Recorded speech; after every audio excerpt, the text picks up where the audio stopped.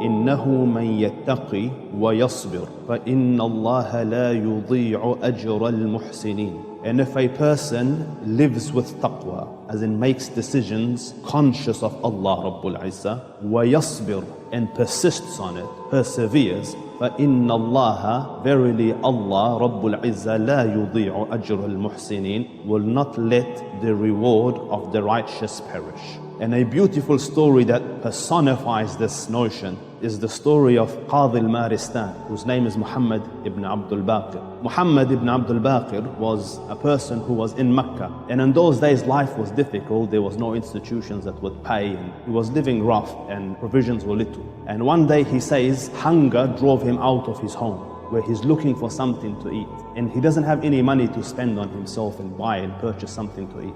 So walking in the streets, he's looked down and he saw a bag, a sack, a purse. He leant down, picked it up, took it home, opened it, and he says, I have never seen a pearl necklace like this before, dazzling and in a nice purse. So he goes, then I heard outside a person calling that, oh people, whoever has found a sack of pearls, I will give him 500 dinars. And 500 dinars is 500 gold coins. So he says, I thought to myself, I'll go out and I'll give the man the bag and maybe benefit from the 500 because he's offering it as a reward. So because I walked out, I saw the elderly man and I invited him in. I asked him, as is the sunnah of the Prophet, describe the sack. So he described it, with the material that's in there and the tie that's on it. And then I said, describe what's in it. And he described it. And I said, describe the string of the necklace. And he described it. So this Qadi al-Maristan, young student at this stage, gave him the sack back, gave him the purse of pearls back. So the man gave him 500.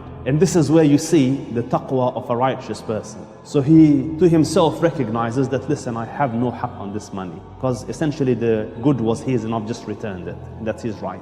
So he said, no, I don't want it. Because the man insisted, listen, I give it out of my free will. And the sheikh said, no, I can't take it.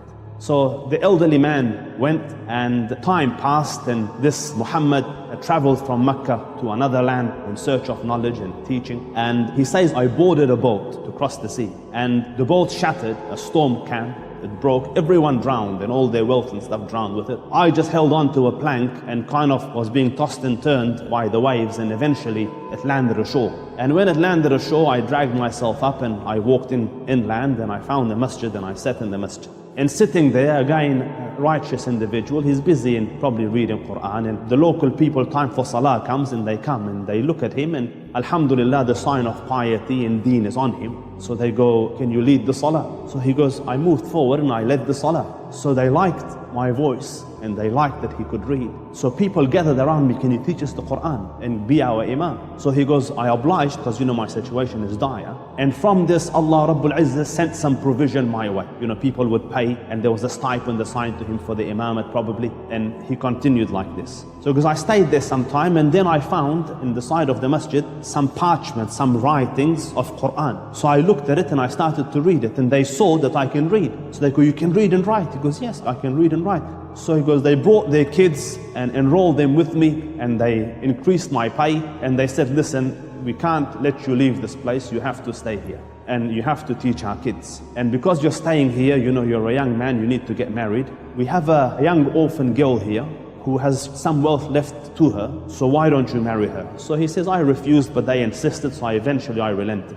And in those days, you wouldn't see your wife until later on, until the wedding night. So at the wedding night, the lady came into the wedding chamber, and he looks up, and on her neck, his eyes are caught by a necklace, and he's just sitting there, be glued to the necklace. And the poor orphan girl is thinking like, hello, I'm here. And this guy's eyes are just on the necklace. So the girl felt, this is a very materialistic person, his eyes are focused on, and he doesn't care about me, he's after my wealth. So she complained to the locals, and they came to him, Sheikh, what did you do? You broke the heart of an orphan, He goes, no, there's a story. So what's the story? He goes, I was in Mecca, and I was walking, and I found this purse, and I opened it, and there was pearls in there, and an old man came, and he wanted, and I gave it to him, and he offered me 500, and I said no, and that same pearl is on her neck.